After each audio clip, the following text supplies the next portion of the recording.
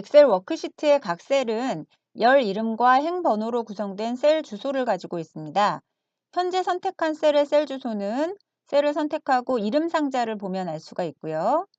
자주 사용하는 셀인 경우에는 셀에 이름을 따로 정의를 해둘 수가 있는데요. 이름 정의하는 방법은 여러 가지가 있습니다. 먼저 첫 번째로 이름 상자를 이용해서 이름 정의를 해보겠습니다.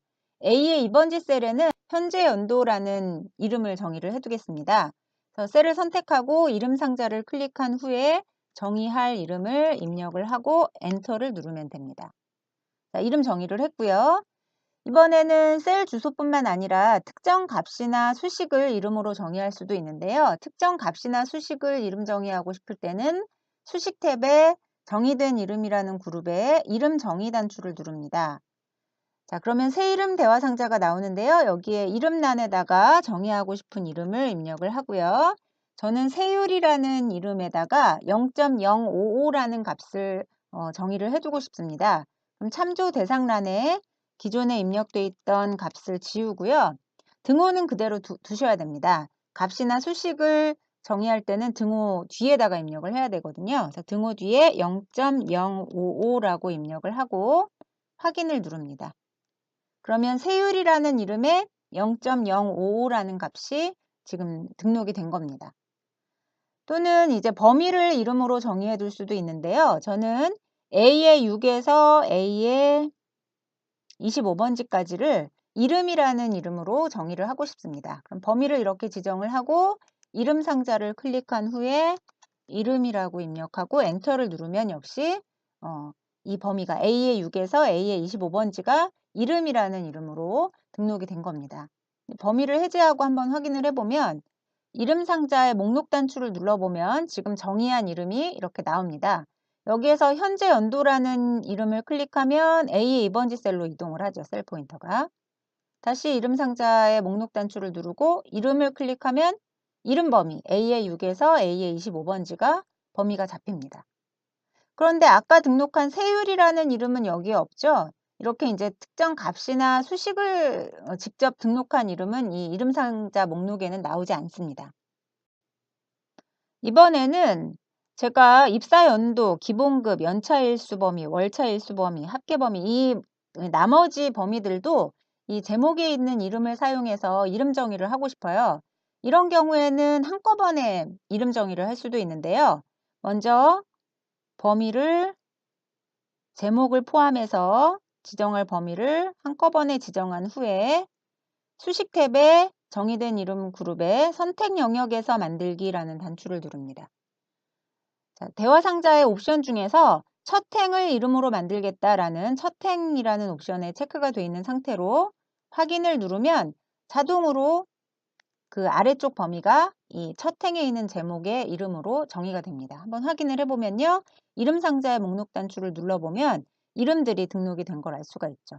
이 중에서 입사 연도를 클릭하면 입사 연도 B의 6에서 B의 25번지까지가 입사 연도라는 이름으로 정의된 걸 볼 수가 있어요. 근데 이 중에서 만약에 제가 편집하고 싶거나 삭제하고 싶은 이름이 있는 경우에는 수식 탭에 정의된 이름 그룹에 이름 관리자를 클릭하면 됩니다. 이름 관리자 대화 상자에서 보시면 제가 이 중에서 수정하고 싶은 게 월차 일수라는 이름을 보면요. 월차하고 일수 사이에 그 언더바가 있죠. 이게 왜 그러냐면 월차 일수라는 이름은 사실 이 한 셀에서 줄바꾸기가 돼 있거든요. 그래서 줄바꾸기 된 부분에 이렇게 언더바가 들어가 있는 거예요. 그래서 언더바 기호를 없애고 싶어요. 그러면 이 이름을 더블 클릭을 하면 이름 편집 대화 상자가 나옵니다. 여기에서 가운데 언더바를 지우고요. 그다음에 혹시 이제 범위도 고치고 싶으면 이 참조 대상 부분에서 범위를 고칠 수도 있습니다. 지금은 이제 범위는 그대로 두고 이름만 고치고 확인을 눌렀습니다. 이렇게 이제 고칠 수도 있고요. 그다음에 지금 중간중간 보니까 그 전에 이 파일 제가 지금 작업하기 전에 다른 사람이 정의해 놓은 이름들이 이렇게 에러가 난 게 있어요. 그러니까 이름 정의를 하고 나서 이 범위가 아마 없어졌거나 그랬을 거예요.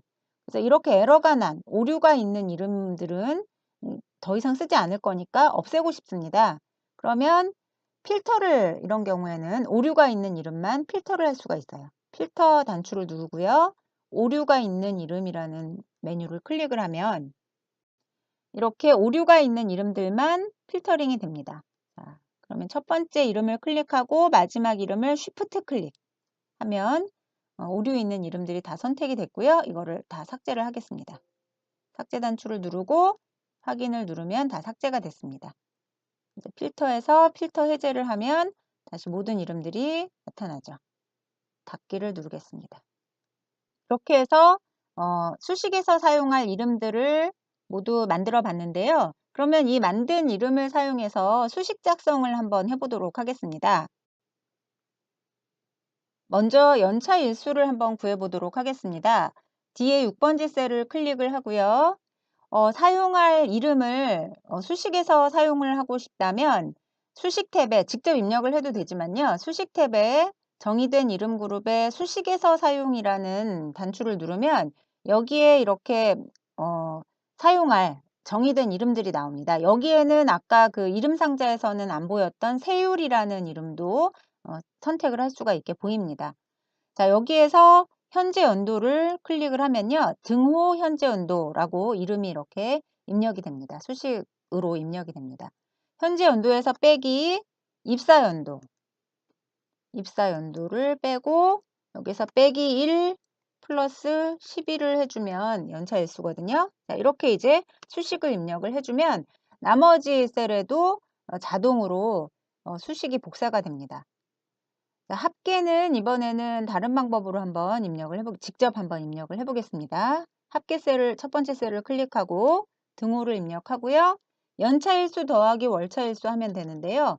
연차 일수라고 다 입력해도 되지만 연까지만 입력하고 Alt 아래 방향 키를 누르면 연으로 시작하는 이렇게 그 이름이 나와요.